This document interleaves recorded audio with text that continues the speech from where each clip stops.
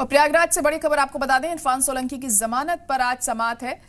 Allahabad high court में इरफान सोलंकी की जमानत पर आज समाअत होगी। गैंगस्टर के तहत दर्ज मामले में ये जमानत पर आज सुनवाई होनी है। महाराजगंज जेल में बंद हैं समाजवादी पार्टी के साबिक एमएलए इरफान सोलंकी और आज उनकी जमानत पर सुनवाई होनी है।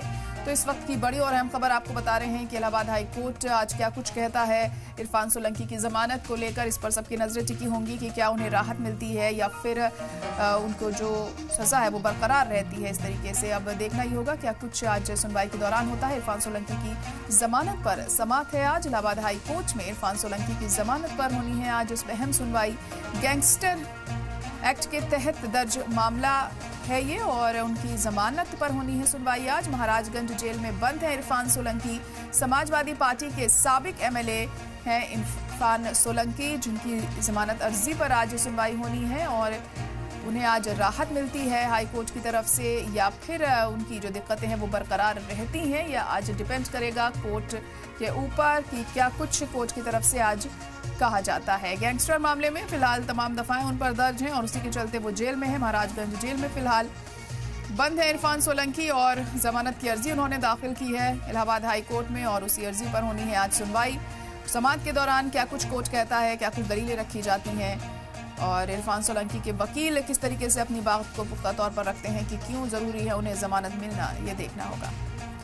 और हमारे नुमाइंदा मोहम्मद गुफरान इस वक्त जुड़ चुके हैं। गुफरान, तो इरफान सोलंकी की जमानत पर होनी है सुनवाई आज इलाहाबाद हाई कोर्ट में, क्या अपडेट?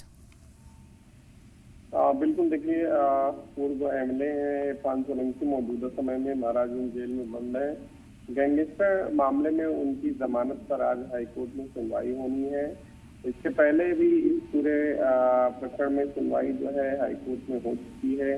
कई बार राज्य सरकार की तरफ से जवाब दाखिल किया जा चुका है। इसका काउंटर जो होता है वो भी इरफान सोलंकी के वकीलों ने कोर्ट में दाखिल किया है और आज इस पूरे प्रकरण में जो है बहस होनी है। यानी दोनों पक्ष अपनी जो दलीलें हैं वो कोर्ट के सामने रखेंगे और बहस के बाद ये माना जा रहा है कि इस पूरे मामले में कोर्ट अपना जो जजमेंट है वो सुना सकती है। गैंगस्टर का मामला है और इस मामले में अगर इरफान सोलंकी को जमानत मिलती है तो वो जेल की सलाखों से बाहर आ जाएंगे और अगर यहाँ उनको राहत नहीं मिलती तो आने वाले दिनों में उनकी जो मुश्किलें हैं वो और बढ़ेंगी, क्योंकि इस पूरे मामले में हाई कोर्ट से खारिज होने का मतलब है जमानत की उनको फिर सुप्रीम कोर्ट जाना पड़ेगा। तो ये अपने आप में बेहद महत्वपूर्ण मामला है, इम्पोर्टेंट है, क्योंकि गैंगस्टर से जुड़ा मामला है और इस पूरे मामले में हाई कोर्ट में जमानत को लेकर के उन्होंने जो अर्जी है,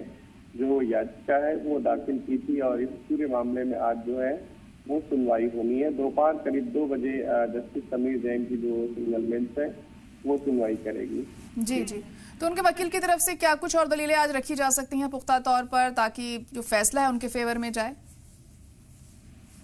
देखिए उनके वकीलों का जो तर्क है, जो दलीलें हैं वो सीधे तौर पर एक ही है कि निर्दोष है, वो राजनीतिक रंजिश के तहत उनको फंसाया गया है और इस साजिश के तहत ये पूरा जो प्रकरण है वो सामने आया और उसके बाद उनके खिलाफ न सिर्फ मूल मुकदमे के बाद गैंगस्टर लगाया गया बल्कि कई दूसरे मामले भी दर्ज किए गए हैं। तो ये तमाम ऐसी चीजें हैं, तमाम जो एलिगेशन है वो इरफान सोलंकी के वकील अपनी जो पिछली सुनवाई के दरमियान जो काउंटर होता है उसमें उन्होंने दिया था और आज भी ये माना जा रहा है कि जब सुनवाई शुरू होगी तो इन दलीलों को ही कोर्ट में प्रमुख रूप से रखेंगे।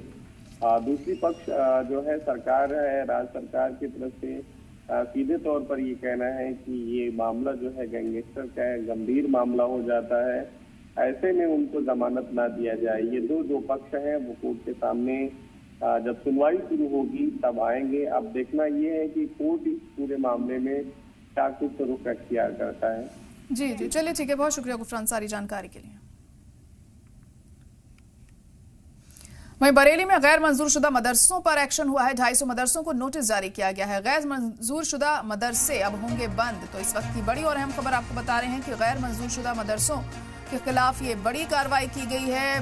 नोटिस जारी किया गया है इन सभी मदरसों को, और अगर ये डॉक्यूमेंट्स दिखाने में कामयाब नहीं रहते हैं तो इनके खिलाफ बड़ी कार्रवाई होगी। इन सभी को सील भी किया जा सकता है, क्योंकि इस तरह की कवायद हम देख रहे हैं उत्तराखंड, यूपी में लगातार जारी है। और अब बरेली में भी 250 मदरसों को ये नोटिस जारी किया गया है, और अगर ये कामयाब नहीं रहे अपने डॉक्यूमेंट्स दिखाने में, रजिस्टर्ड मदरसे दिखाने में, अगर इन्हें असफल ये रहते हैं तो इनके खिलाफ और भी बड़ा कदम उठाया जा सकता है। तो 250 मदरसों को जारी किया गया है नोटिस। गैर मंजूर शुदा मदरसे अब बंद होंगे बरेली में।